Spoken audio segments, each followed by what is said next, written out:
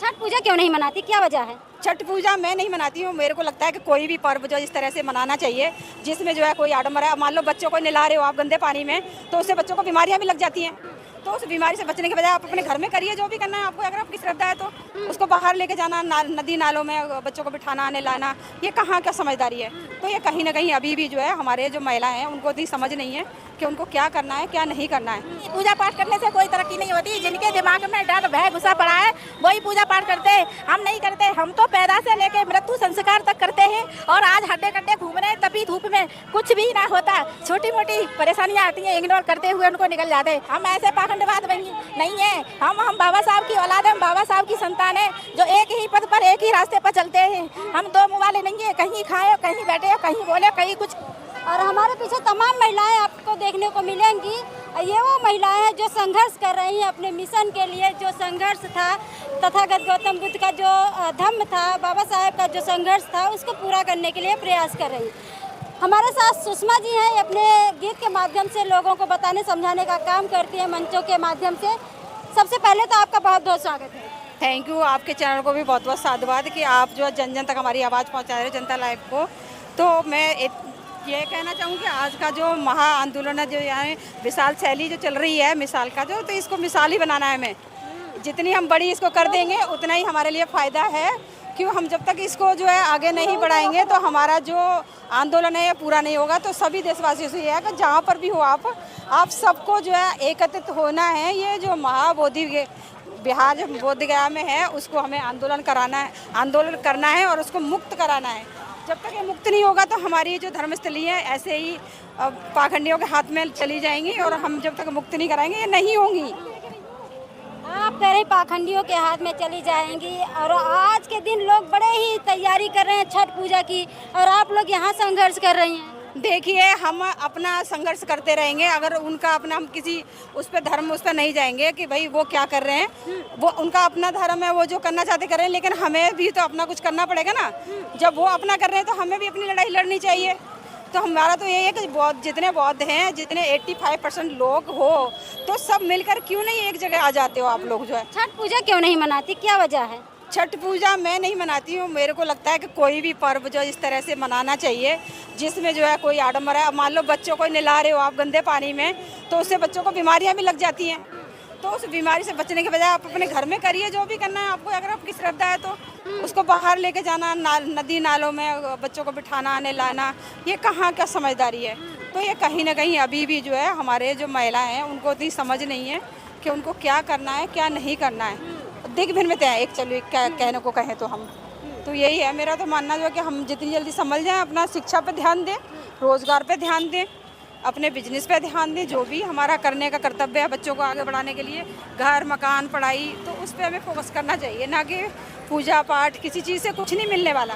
आप बच्चों को गंगा जी में नहला दोगे तो क्या आपका पवित्र बच्चा, आपका बच्चा का ना पवित्र का जो पवित्र हो गया आप, है ना।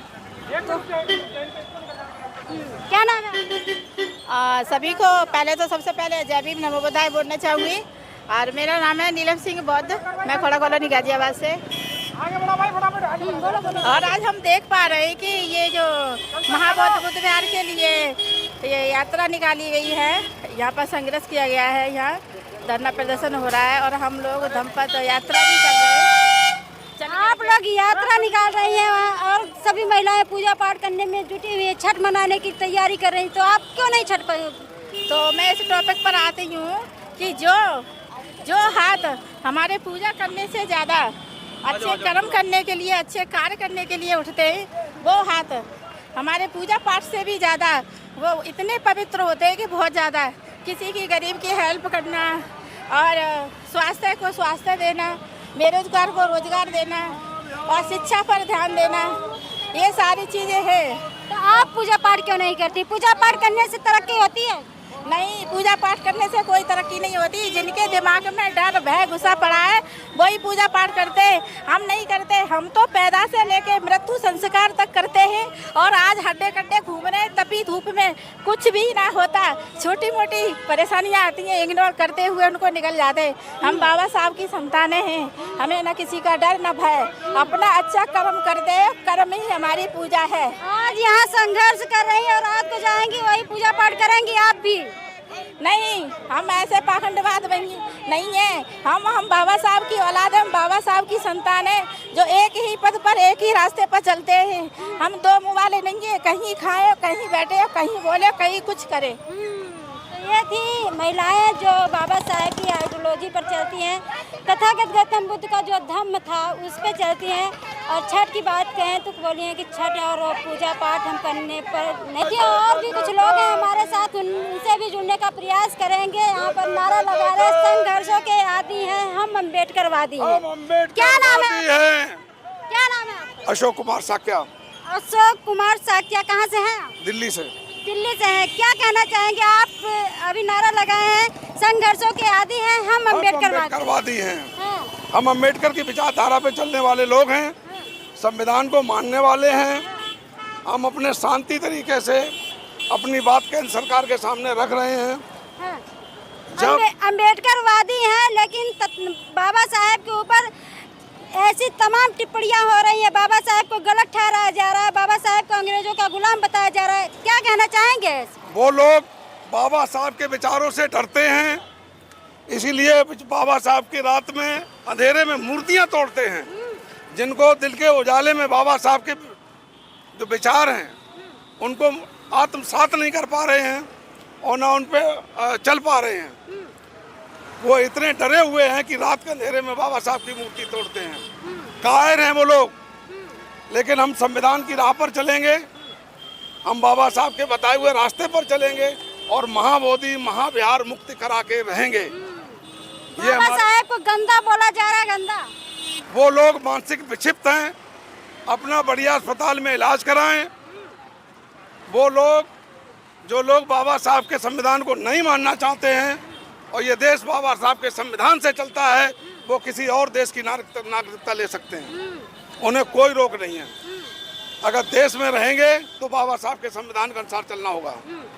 बाबा साहेब के संविधान के अनुसार पर चलना होगा। वहीं एडवोकेट अनिल मिश्रा कह रहे हैं कि जो संविधान है बाबा साहेब नहीं लिखे हैं, बी.एन. राव लिखे हैं। अगर बी.एन. राव लिखे हैं तो ये लोग कदम कदम पर आरक्षण का विरोध करते हैं, डॉक्टर भीमराव अम्बेडकर को गालियां देते हैं, तो क्यों नहीं बी.एन. राव को गाली देते हैं? इनकी 7 पीढ़ियां गाली देती चली आई, इन्होंने बाबा साहब को क्यों गाली दी? बी.एन. राव को क्यों गाली नहीं दी? और ये लोग मानसिक विक्षिप्त हैं। जिसने जो किया है उसको ही वो श्रेय मिलेगा। आज क्या, जब बाबा साहब ने संविधान लिखा था उस समय उनके पास इतनी डिग्रियां थी, आज दिन तक किसी के पास कोई डिग्री नहीं है।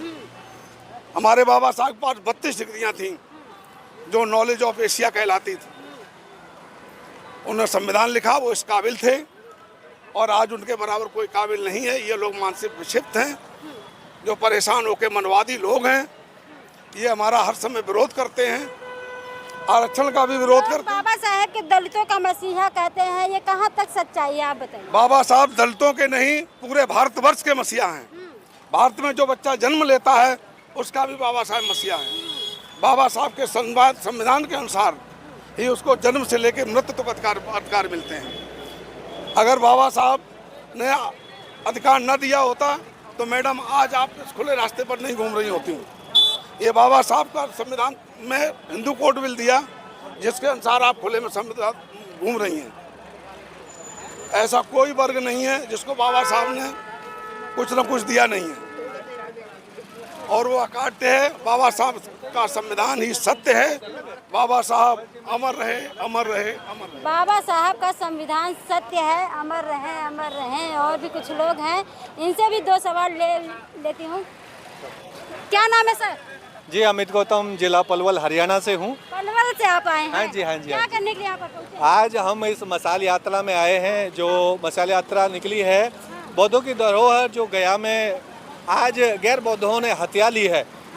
और वो चाहते हैं कि सम्राट अशोक ने जो बौद्धों की धरोहर बौद्धों के लिए सौंपी थी वो बौद्धों के आज के इस आधुनिक काल में बाबा साहब के संवैधानिक भारत में वो बौद्धों के हाथ में रहे और उसका पूर्ण रूप से संचालन वो बौद्धों के ही हाथ में हो। क्यों आप लोगों को लगता है कि वहाँ पर जो गैर बौद्ध हैं वो अपनाए हुए हैं?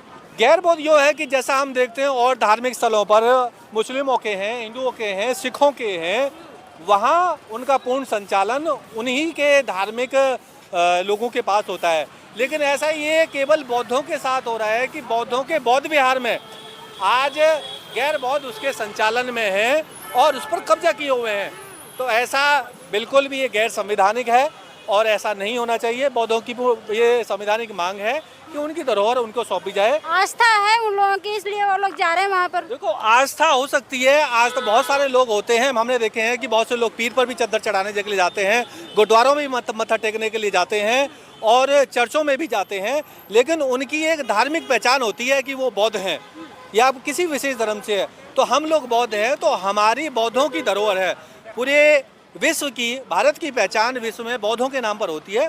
तो ये बौद्धों की धरोहर बौद्धों की होनी चाहिए। आस्था वहाँ कोई भी आ जा सकता है, वो एक धार्मिक स्थल है और मन की शांति के लिए, मेडिटेशन के लिए वहाँ पूरी दुनिया का पर्यटक बौद्ध विहार में, महाबोधि विहार में, गया में आता है श्रद्धा के साथ। लेकिन ऐसा नहीं हो सकता कि वहाँ का संचालन और वहाँ पर उसका कब्जा उनके धर्म के अनुसार से वहाँ पर कोई कर्मकांड हो। बौद्धों की धरोहर है तो वहाँ की पूरी संस्कृति, रीति रिवाज केवल बौद्ध के ही अनुसार ही होने चाहिए। विष्णु के अवतार बताते हैं कि विष्णु के अवतार हैं तथागत गौतम बुद्ध। विष्णु के अगर अवतार हैं तो उन लोगों को जिस तरह से वो लोग अपने धार्मिक ग्रंथों को स्कूलों में, कॉलेजों में और उनके श्लोकों का उच्चारण करवाते हैं, अगर वो उन्हें अवतार बनाते हैं तो बुद्ध और उनके धम्म की भी गाथाएं स्कूलों और कॉलेजों में गाई जानी चाहिए।